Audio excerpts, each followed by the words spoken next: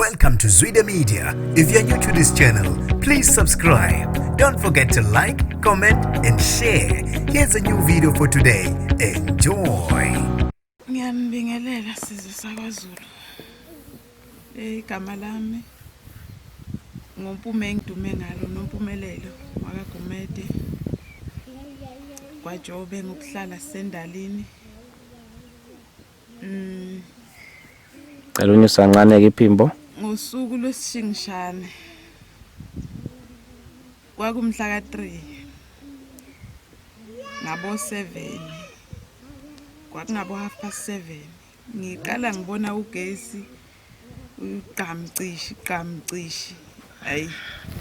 sivule iTV sithi sibuka indaba sengithi ke ngoba ugesi wenza njena nezulu selithanda ukuqinisa ukuduma asivaleni uTV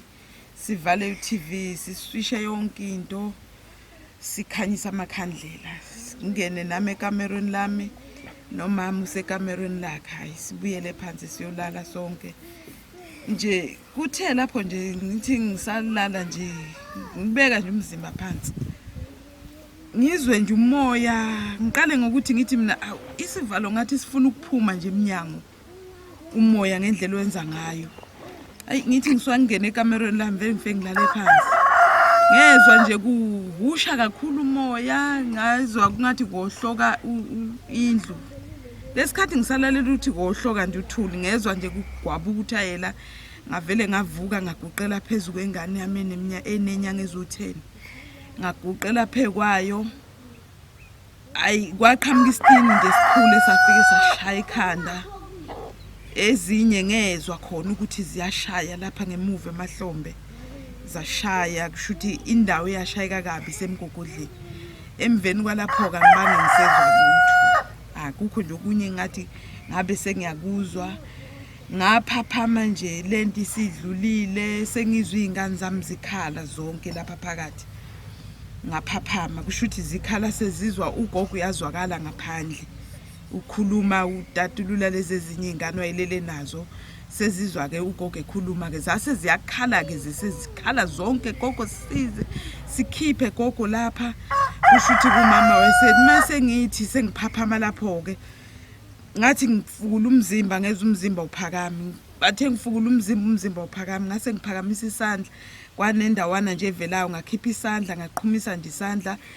kwase kuyazima unyazi umbane wabonakala kumama la wabona khona ukuthi vele abatwana bonke bambozekile wasevukela lapha wayesebona ukuthi kunesandla sibonakala kule ndawo beza basusa itini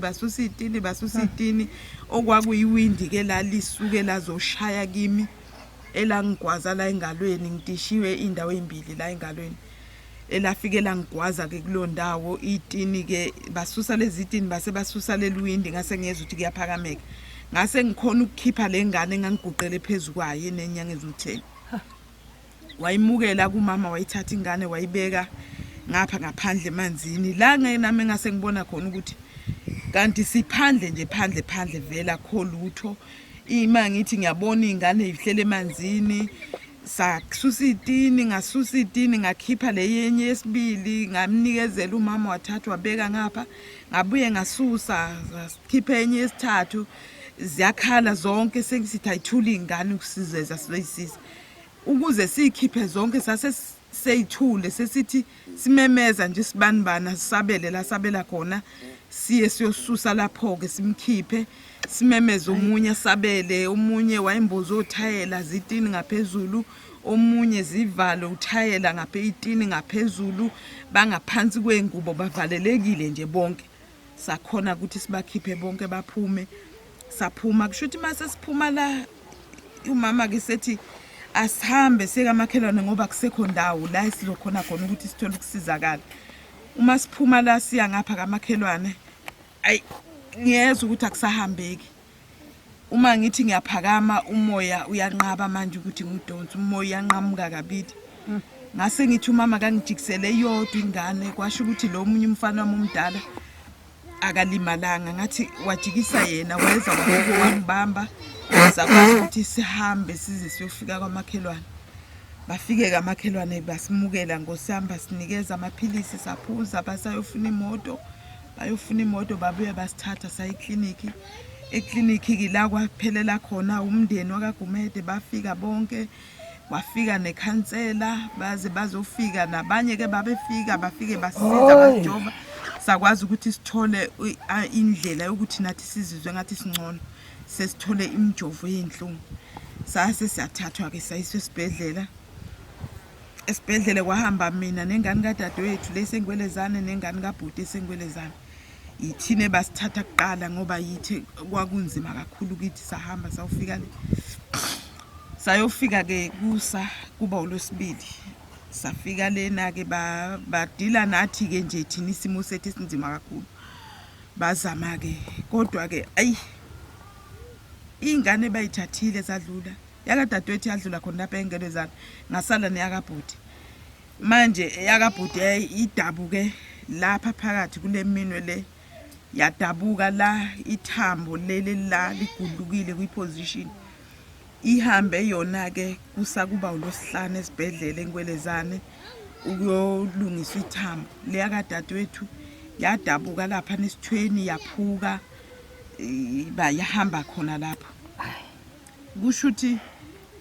ngahlala nami ngokuthi ke vele ngiyajova esibhedlela imijovo enhlungu namaphilisi bayanginika ngizizwe ngathi ngingcono ngikhone nokuthi ngisukume ngihambe